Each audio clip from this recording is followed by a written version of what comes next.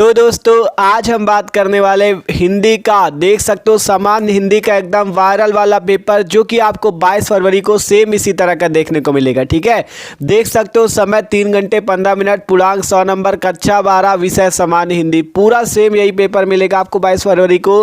Note देख सकते हो यहाँ पे दिया जाएगा कि प्रारंभ के 15 मिनट परीक्षार्थियों को प्रश्न पत्र पढ़ने के लिए निर्धारित है और इस पत्र में 2 खंड है, दोनों खंडों के सभी प्रश्नों का उत्तर देना भी आपको आवश्यक होगा। ठीक है, तो इस तरह का पेपर आएगा आपको 22 फरवरी को सेम। ठीक है, इसी टाइप का पूरा पेपर आएगा और मस्त तरीके से जैसे जैसे क्वेश्चन आपको बताएंगे इन क्वेश्चन को तैयार कर लेना, 22 फरवरी को आपको खुद ही फायदा होगा। ठीक है, तो एकदम मस्त तरीके से पूरा पेपर आपको बताएंगे कैसा पेपर आपको 22 फरवरी को आएगा, कौन कौन से प्रश्न आपको तैयार कर लेना है जिससे आसानी से आप हिंदी में 100 में 100 नंबर ला सको। ठीक है, तो सब कुछ आज की वीडियो पे आपको बताएंगे।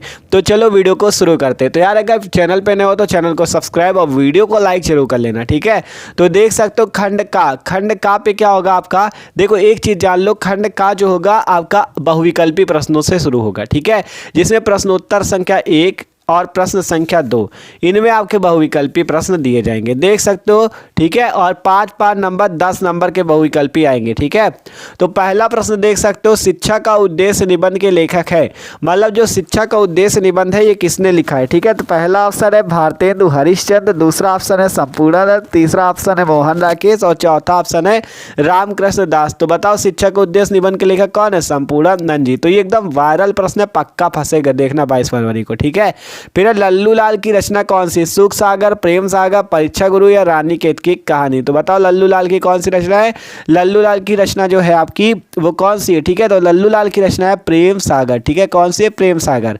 फिर है पर्दा कहानी के लेखक कौन है, प्रेमचंद, जयशंकर प्रसाद, अमरकांत या यशपाल। तो पर्दा कहानी के लेखक है आपके यशपाल जी। ठीक है, फिर अगला क्वेश्चन आता है आवारा मसीहा की रचनाकार कौन है, आवारा मसीहा किसकी रचना है, आवारा मसीहा जो है विष्णु प्रभाकर जी की रचना है। ठीक है, फिर अगला प्रश्न है आपका, देख सकते हो कि आपका बाणभट्ट की आत्मकथा के लेखक कौन है। बताओ बाणभट्ट की आत्मकथा के लेखक कौन है।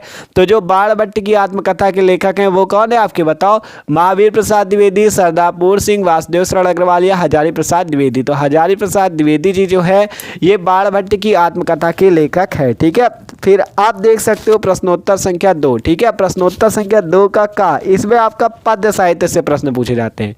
देख सकते हो पहला प्रश्न है कामायनी किस युग की रचना है, पहला ऑप्शन द्विवेदी युग, दूसरा ऑप्शन छायावादी युग, तीसरा ऑप्शन भारतेंदु युग या चौथा ऑप्शन प्रगतिवादी युग। तो बताओ कामायनी किस युग की रचना है, कामायनी जो है वो छायावादी युग की रचना है। ठीक है, फिर इसी टाइप से अगला प्रश्न आता है निम्नलिखित कवियों में से कौन प्रगतिवादी युग का है। बताओ कौन सा प्रगतिवादी युग का है, अग्रदास, तुलसीदास, नंददास या रामधारी सिंह दिनकर। तो रामधारी सिंह दिनकर जो है ये प्रगतिवादी युग के कवि हैं। फिर तार सप्तक का प्रकाशन वर्ष बताओ, सन 1941 ईस्वी, 43 ईस्वी या 1954 या 1947। तो तार सप्तक का प्रकाशन वर्ष जो है वो है 1943 ईस्वी। ठीक है, फिर है द्विवेदी युग की रचना कौन सी नहीं है। बताओ इन चारों में से कौन सी रचना द्विवेदी युग की नहीं है, पहला प्रियप्रवास, दूसरा साकेत, तीसरा भरत भारती, चौथा कामायनी। बताओ द्विवेदी युग की कौन सी रचना नहीं है।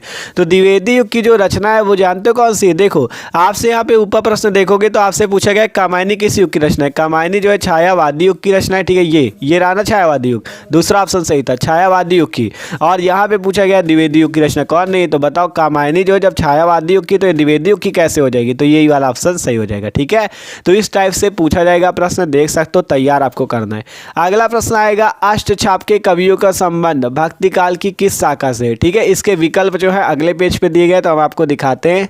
ठीक है, देख सकते हो यहाँ पे उसका आपके विकल्प थे, प्रश्न था अष्टछाप के कवियों का संबंध किससे है, तो राम भक्ति शाखा से, ज्ञानाश्रय शाखा से, प्रेमाश्रय शाखा से या कृष्ण भक्ति शाखा से।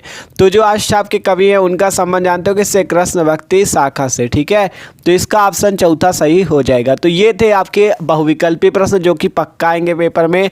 आप देखते हैं आपके गद्यांश और पद्यांश वाले। ठीक है, तो देखो प्रश्न संख्या 3 दिए गए गद्यांश पर आधारित निम्नलिखित प्रश्नों का उत्तर दीजिए। 10 नंबर नंबर के आपसे पूछा जाएगा। पहला देख लो, धरती माता की कोख में जो अमूल्य निधियां भरी है जिनके कारण वह वसुंधरा कहलाती है, उनसे कौन परिचित ना होना चाहेगा। और एक चीज जान लेना यार, इस पेपर के पूरे एक एक प्रश्न आपके फंसेंगे जरूर, ठीक है।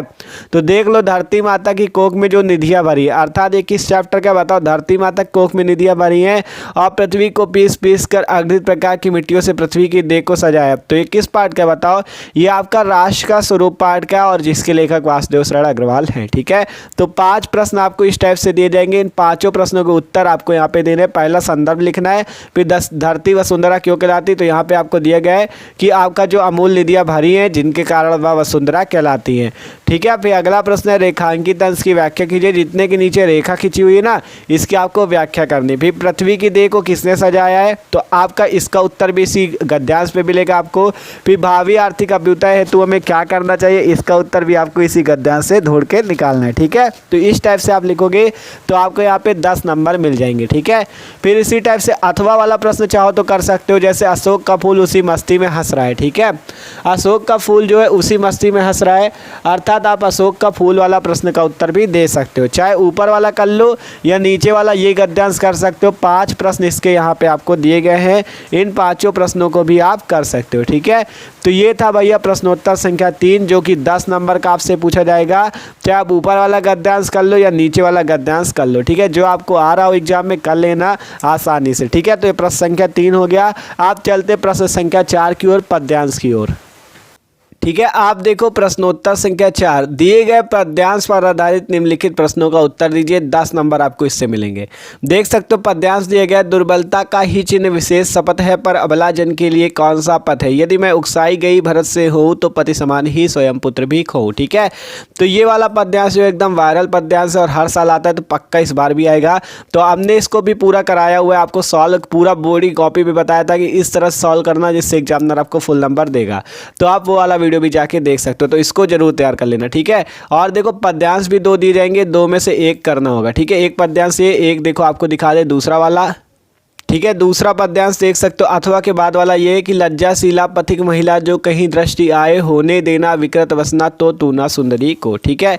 इस वाले पद्यांश का भी आप संदर्भ सहित अनुवाद कर सकते हो। देख सकते हो 5 प्रश्न ये दिए गए हैं, इन 5 प्रश्नों के उत्तर आप इसी से लिख सकते हो और मस्त नंबर ला सकते हो। तो एक एक को आपको तैयार करना है, जितने प्रश्न बता रहे हैं सब पक्का आएंगे, ठीक है। अगला देखो प्रश्नोत्तर संख्या 5 का का 5 के का में निम्नलिखित में से किसी एक लेखक का साहित्यिक परिचय देते हुए उनकी प्रमुख रचनाओं का उल्लेख कीजिए। पहला नंबर आचार्य हजारी प्रसाद द्विवेदी, डॉक्टर APJ अब्दुल कलाम, वासुदेव शरण अग्रवाल। इन तीनों में से किसी एक लेखक का साहित्यिक परिचय देते हुए इनकी रचनाओं का उल्लेख आपको करना है, ठीक है। फिर इसी टाइप से देखो और 5 नंबर इससे मिलेंगे, 5 नंबर मिलेंगे, तीनों में से किसी एक लेखक का आप कर सकते हो। फिर खा नंबर पे निम्नलिखित में से किसी एक कवि का साहित्यिक परिचय देते हुए उनकी प्रमुख रचनाओं का उल्लेख कीजिए, ठीक है। तो पहला मैथिली शरण गुप्त आपका, और दूसरा नंबर देख सकते हो सुमित्रा नंदन पंत, ठीक है। पहला मैथिली शरण गुप्त, फिर दूसरा सुमित्रा नंदन पंत, तीसरा रामधारी सिंह दिनकर। तो इन तीनों में से किसी एक कवि का आप साहित्यिक परिचय देते हुए उनकी प्रमुख कृतियों का उल्लेख कर सकते हो। 5 नंबर आपको मिलेंगे, ठीक है। यही आपके लेखक कवि फंसेंगे, देख लेना आप खुद 22 फरवरी को, ठीक है। फिर 6वां नंबर प्रश्न है, बहादुर अथवा पंचलाइट कहानी के उद्देश्य पर प्रकाश डालिए। 5 नंबर का, ठीक है। बहादुर अथवा पंचलाइट कहानी के उद्देश्य पर प्रकाश डालिए, 5 नंबर का क्वेश्चन, ठीक है। अथवा पे आप ये भी कर सकते हो, ध्रुव यात्रा कहानी की कथा वस्तु अपने शब्दों में लिखिए, ये वाला क्वेश्चन भी आप कर सकते हो, ठीक है। तो 5 नंबर आपको इससे मिलेंगे, चाहे ऊपर वाला प्रश्न कर लेना चाहे नीचे वाला।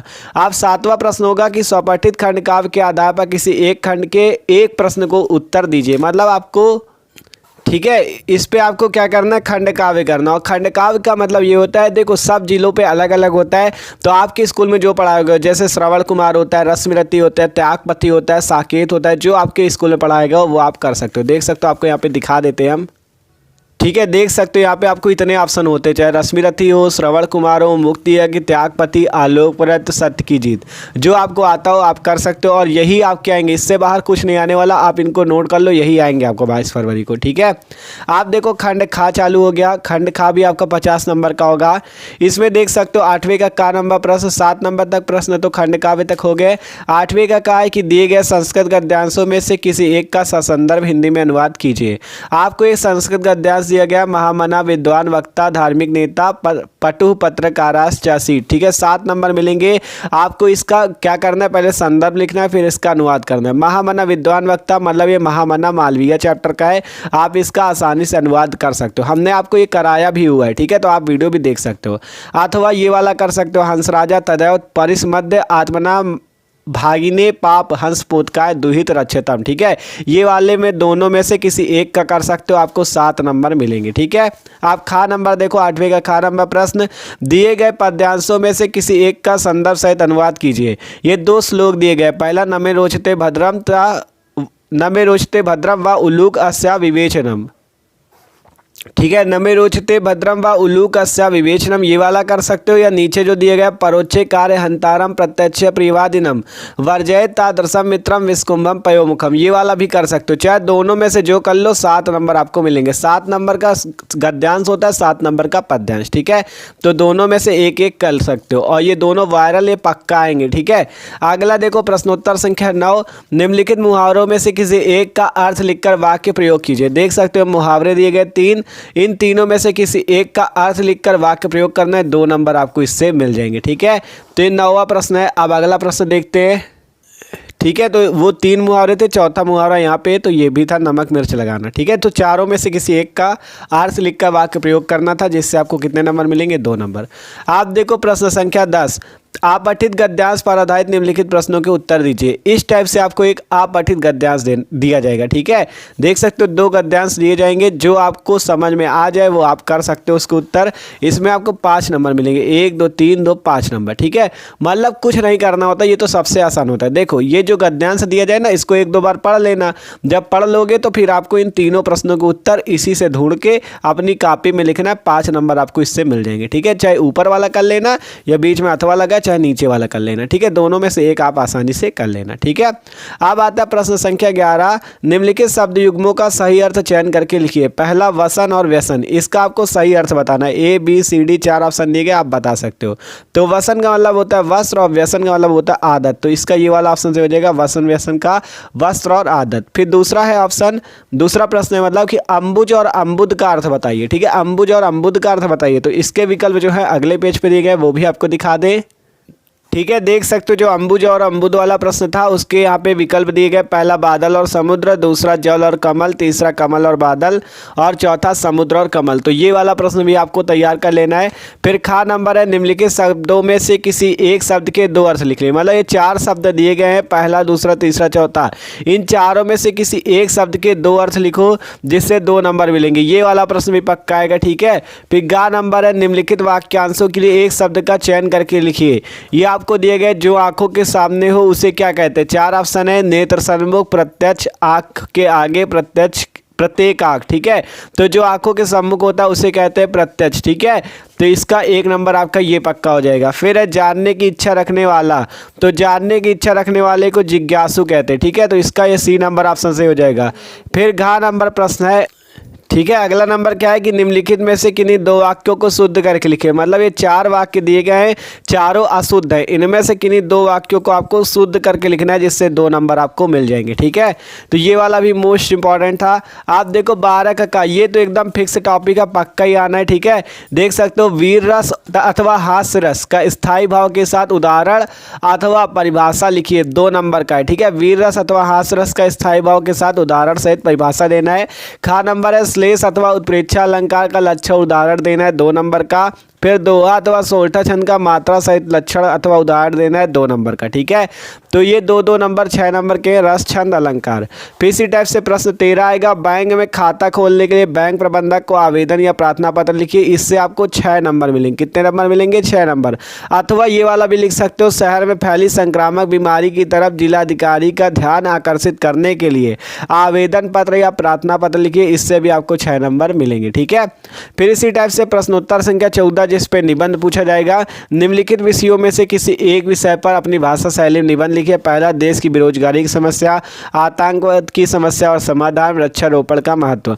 तो इन तीनों में से किसी एक पर आपको क्या करना है? निबंध लिखना है, जिससे आपको 9 नंबर मिलेंगे। ठीक है, ठीक है। तो भैया ये था आपका पूरा हिंदी का वायरल पेपर। अगर आप इसको तैयार कर लेते हो तो आप आसानी से हिंदी में 100 नंबर ला सकते हो, ये क्योंकि ये एकदम वायरल पेपर था यूपी बोर्ड का। ठीक है, 100 में 100 आप आसानी से ला सकते हो। तो बस इतना ही कहना चाहेंगे, एक एक प्रश्न को आपको तैयार कर लेना, जिससे 22 फरवरी को मस्त नंबर लेके आओ। ठीक है, तो यार वीडियो अच्छा लगा हो तो लाइक कर देना और चैनल को सब्सक्राइब कर लो, क्योंकि इसी तरह के इंपॉर्टेंट वीडियो हम आपको लाते रहते हैं। ठीक है, तो okay, thanks for watching this video.